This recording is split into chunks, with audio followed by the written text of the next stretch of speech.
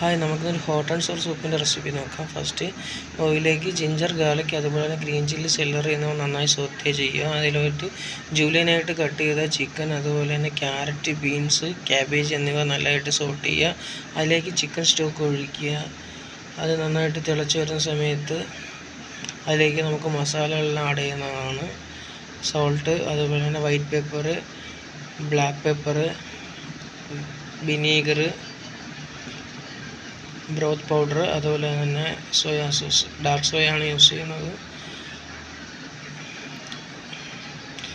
എന്നിട്ട് പത കെട്ടിയതെല്ലാം റിമൂവ് ചെയ്യുക. അതിലേക്ക് തിക്കാകാൻ വേണ്ടിയിട്ട് കോൺഫ്ലോർ ഒഴിച്ച് തിക്കാക്കുക. ഒരു സൂപ്പിൻ്റെ കൺസിസ്റ്റൻസി അതിൽ ലെവലിൽ വേണം ചെയ്യാനായിട്ട്.